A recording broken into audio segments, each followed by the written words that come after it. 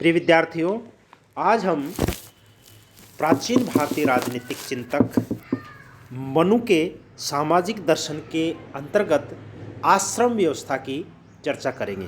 हम कल उनकी वर्ण व्यवस्था के बारे में, स्त्रियों के प्रति उसके क्या दृष्टिकोण थे, शूद्रों के प्रति उसके क्या दृष्टिकोण थे, विभिन्न वर्णों में क्या संबंध थे, इसके बारे में विस्तृत रूप से चर्चा कर पाए हैं। आज हम उसके आश्रम व्यवस्था के बारे में चर्चा करेंगे। मनु का लक्ष्य था कि व्यक्ति अपने जीवन में धर्म, अर्थ, काम और मोक्ष की प्राप्ति करे, समाज के लिए भी वह सार्थक जीवन जी सके। इसी उद्देश्य से उन्होंने मानव जीवन के काल को विभाजित किया है और इस काल विभाजित को ही आश्रम व्यवस्था का नाम दिया। मनु ने मानव जीवन को 4 आश्रमों में विभाजित किया। जीवन के ये 4 आश्रम हैं: ब्रह्मचारी आश्रम, गृहस्थ आश्रम, वानप्रस्थ आश्रम और सन्यासी आश्रम। इस प्रकार मनु ने मानव जीवन को 100 वर्ष को माना है और उसको 25-25 वर्ष में विभाजित करते हुए इन 4 आश्रमों की व्यवस्था की। पहले जो ब्रह्मचार्य आश्रम है उसमें उन्होंने विद्यार्थी जीवन और सीखने की कला को महत्व दिया। दूसरे जो 25 वर्ष का गृहस्थ आश्रम है उसमें पारिवारिक जीवन को माना है। उसके बाद में 25 वर्ष का जो वानप्रस्थ आश्रम है उसमें अनुभवों से आने वाली पीढ़ी को शिक्षित करना माना है और संन्यास आश्रम की तैयारी करना है। और अंतिम जो सन्यासी आश्रम है उसमें मोक्ष प्राप्ति करने के लिए और तपस्या का काल माना है। इस प्रकार मनु ने मानव जीवन को 100 वर्ष का माना है और 100 वर्ष को 4 भागों में बांटा है और उन 4 भागों को उन्होंने 4 आश्रमों का नाम दिया है।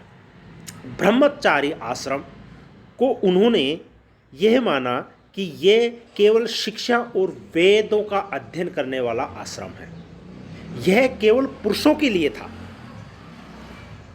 मनु ने इस आश्रम का महत्व बताते हुए कहा कि मन पर संयम रखे और चरित्र का निर्माण करे, इसमें आलस्यहीन, सत्य से दूर रहे, पर निद्रा से दूर रहिए, ब्रह्मचर्य का पालन करे और गुरु के प्रति पूर्ण समर्पण करना भी इस आश्रम का मुख्य उद्देश्य है।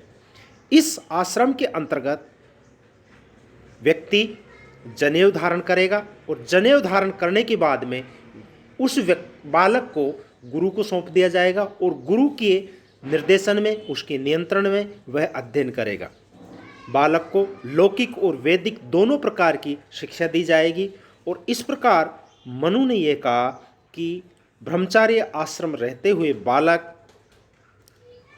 शरीर के अंगों में तेल मालिश, जूता और काम आदि नहीं करेगा। नाचना, खाना, गाना, बजाना, क्रोध और लोभ और जीवों के प्रति हिंसा का निषेध करेगा। इस प्रकार मनु ने ब्रह्मचार्य आश्रम के अंतर्गत बालक के जो 25 वर्ष प्रारंभिक अवस्था में होते हैं उनको गुरु के सानिध्य में रहकर वैदिक शिक्षा ग्रहण करके, सांसारिक शिक्षा ग्रहण करके अपना व्यक्तित्व का विकास करने पर बल दिया है। ब्रह्मचार्य आश्रम में गुरु के प्रति समर्पण रखते हुए उन्होंने यह कहा कि गुरु के सानिध्य में वह कार्य करेगा और गुरु के निर्देशन में वो कार्य करेगा, अर्थात गुरु को इस आश्रम में सबसे महत्वपूर्ण स्थान दिया है। 25 वर्ष बीत जाने के बाद में बालक के जब वह गृहस्थ आश्रम में प्रवेश करेगा, गृहस्थ आश्रम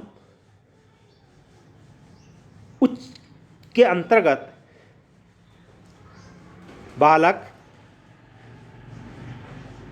उच्च कुल की कन्या से वैदिक मंत्रों के सानिध्य में विवाह करेगा और विवाह करने के उपरांत उसे इस आश्रम के धर्म, अर्थ और काम की सिद्धि के लिए कार्य करना पड़ा। इस हेतु व्यक्ति को परिवार का पालन करना, अर्थ का उपार्जन करना और अर्थ उपार्जन के लिए उसके जीवन में बहुत सारे कार्य करने होते हैं। इसके अंतर्गत उसे स्त्रियों के प्रति अत्यधिक आसक्त को गृहस्थ के लिए यश, सम्मान और कीर्ति का नाश करने वाला माना। अर्थात इस आश्रम में रहते हुए भी खेती बाड़ी, व्यापार, सूद ऐसे कोई कार्य करेगा, दान देना भी इस कार्य का, लेकिन अधिक इस स्त्री के प्रति आसक्त रहना भी और नशा की प्रवृत्ति करना भी इस आश्रम के विपरीत है। अतः ये ज़्यादा नहीं करेगा।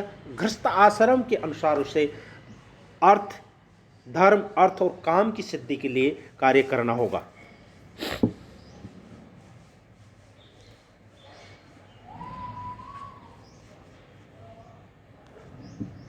इस आधार पर हम कह सकते हैं कि उसके 50 वर्ष पहले तो ब्रह्मचार्य आश्रम में और दूसरे गृहस्थ आश्रम में व्यतीत किए जाएंगे। फिर उसके बाद आता वानप्रस्थ आश्रम।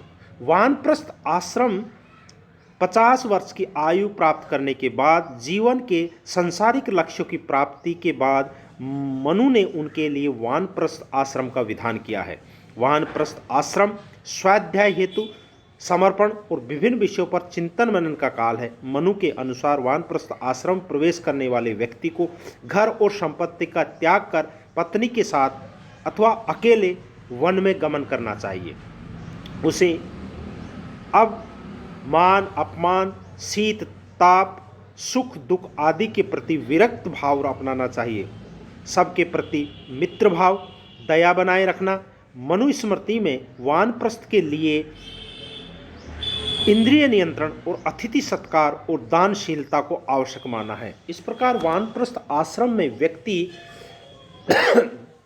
सन्यासी आश्रम की ओर उन्मुख होगा और उसे परिवार के मोह से अलग हो जाना चाहिए और उसे तप की ओर लीन होना चाहिए। इस प्रकार उसकी 75 वर्ष की आयु इनमें व्यतीत होने के बाद में सन्यासी आश्रम आता है। जीवन के अंतिम चतुर्थार्थ सन्यासी आश्रम को उन्होंने महत्वपूर्ण स्थान दिया।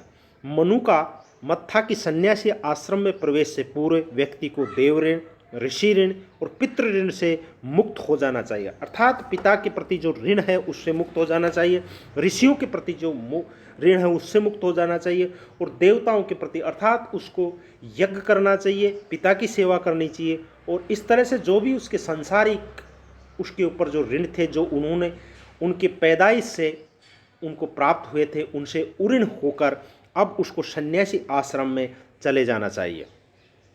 वेदों के विधि पूर्वक अध्ययन, पुत्र प्राप्ति के बाद सन्यासी आश्रम के माध्यम से मोक्ष की प्राप्ति संभव है। इंद्रिय नियंत्रण, वेदों के अनुकूल आचरण, कठोर तपस्या ही सन्यासियों का मार्ग है। उसे अपनाकर ही मोक्ष की प्राप्ति संभव है। पारिवारिक जीवन, घर, पारिवारिक सुखों एवं स्वयं के शरीर के प्रति भी मोह का उसे त्याग करना चाहिए। राग, द्वेष, जीव हत्या से दूर रहते हुए उसे इंद्रियों पर नियंत्रण रखना चाहिए।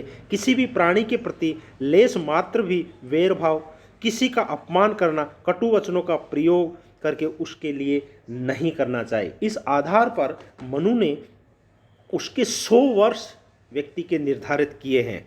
मनु का मत है कि यदि मनुष्य आश्रम व्यवस्था के अनुसार जीवन व्यतीत करे तो प्रत्येक आश्रम के लिए निर्धारित कर्तव्यों का पालन करे तो वह निश्चित रूप से 100 वर्ष की आयु प्राप्त करेगा। प्राचीन काल में इसलिए लोग दीर्घायु होते थे। आचार्य मनु ने हिंदू धर्म के 16 प्रकार के संस्कारों का भी वर्णन किया। इस प्रकार के संस्कार रचकर मनु ने जीवन को जन्म से लेकर मृत्यु उपरांत तक धर्म प्रायण बनाने की कोशिश की। इस आधार पर हम कह सकते हैं कि मनु के जो सामाजिक व्यवस्था के अंतर्गत उन्होंने जो आश्रम व्यवस्था की वह एक महत्वपूर्ण है, जिससे व्यक्ति अपने कर्तव्यों का पालन कर सके, अपने समाज के प्रति जो कर्तव्य है उनका पालन कर सके, अपना जीवन सुखमय जी सके और वह किसी भी तरीके से किसी भी विपत्ति में नहीं आए। और इस आधार पर हम कह सकते हैं कि मनु की एक महत्वपूर्ण देन है समाज को, राष्ट्र को, सभी मानव जाति को, जिसके आधार पर व्यक्ति 100 वर्ष का जीवन व्यतीत करने के उपरांत भी वह सभी रोगों से मुक्त होता है। और इस आधार पर कह सकते हैं कि मनु की सामाजिक व्यवस्था की जो आश्रम व्यवस्था है, 4 भागों में विभाजित किया है, उनको उनके अनुसार आज भी अगर कोई व्यक्ति, कोई बालक, कोई प्राणी अगर उनके अनुसार जीवन व्यतीत करता है तो उसका जीवन सुखमय ही होता है। धन्यवाद।